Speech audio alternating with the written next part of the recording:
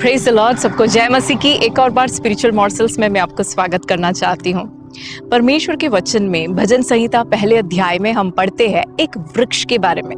उसके बारे में लिखा है कि वो नालियों के किनारे लगाया हुआ एक वृक्ष है। वो एक जंगली वृक्ष नहीं है, वो कोई ऐसा पौधा नहीं है जो अपने आप उग के आया हो। उसके बारे में ये लिखा है कि उसको नालियों के किनारे लगाया गया है, किसी ने सोच समझकर उसको वहां लगाया है। देखिए, इसका मतलब ये है कि जिन्होंने उसको वहां लगाया उनको उस पेड़ के प्रति, उस वृक्ष के प्रति एक खास उद्देश्य है कि यदि उसका एक तरफ से जो पानी बह रहा है वो पानी यदि सूख जाए तो उसे दूसरी तरफ से जो नाली बह रहा है उसमें से पानी मिलेगा। जो भी हो, उसका उद्देश्य ये है कि पूरे साल भर इसके पत्ते हमेशा हरे रहे, इसके पत्ते मुरझा न जाए।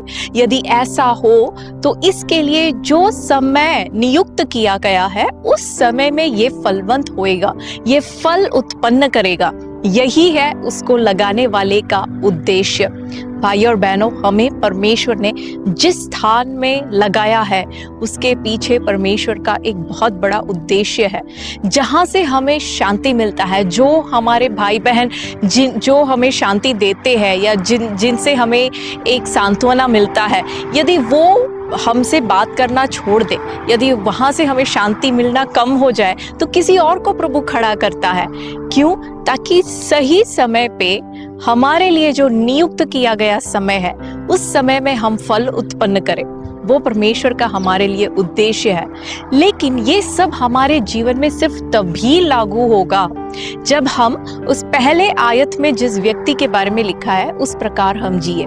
उस व्यक्ति के बारे में ये लिखा है कि वो कुछ जगहों से वो चलता नहीं है, कुछ जगहों पे वो रुकता नहीं है, कुछ जगहों पे वो बैठता नहीं है। वहां लिखा है कि क्या ही धन्य है वो पुरुष जो दुष्टों के युक्तियों के अनुसार नहीं चलता, जो पापियों के मार्ग में नहीं खड़ा होता और वो जो ठट्ठा करने वालों के साथ नहीं बैठता। कई बार भाई और बहनों, सोच के देखिए हमारे जीवनों में कितनी बार हमने ऐसे युक्तियों को हमारे जीवनों में अपनाया है जो परमेश्वर के वचन के विरुद्ध है। कई बार हमारे जीवन में इतनी बार ऐसे हुआ है, हम सोचते हैं अरे कुछ नहीं होगा, मैं पाप नहीं करूंगी, मैं पाप नहीं करूंगा, ये तो मेरे मित्र है, मुझे इनको साथ तो देना होगा। कुछ रेस्टोरेंट्स में हम जाते हैं, कुछ लोगों के साथ जाके हम खड़े होते हैं, हमें लगता है हम पाप नहीं करेंगे। लेकिन पहले कुरिन्थियों 10वें अध्याय के 12वें आयत में पौलुस हमसे यूं कहता है, इसलिए जो समझता है कि मैं स्थिर हूं वो चौकस रहे कि कहीं गिर ना पड़े। हमें ऐसे लगता है कि हम नहीं गिरेंगे, लेकिन हमें ध्यान रखना बहुत जरूरी है। कुछ जगहों पे हमें हमारे मित्रों से कहना जरूरी है, आई एम सॉरी, मैं नहीं आ सकती, आई एम सॉरी, मैं यहाँ नहीं खड़ा हो सकता। और फिर उसके बाद लिखा है कि जब हम इस प्रकार चलते हैं, कुछ समय के बाद खड़े होते हैं, फिर क्या होता है, हम इतने कंफर्टेबल हो जाते हैं, इतने आरामदायक हो जाते हैं वहां पे कि हम वहां पे बैठ जाते हैं, ठट्ठा करने वालों के साथ बैठने लगते हैं।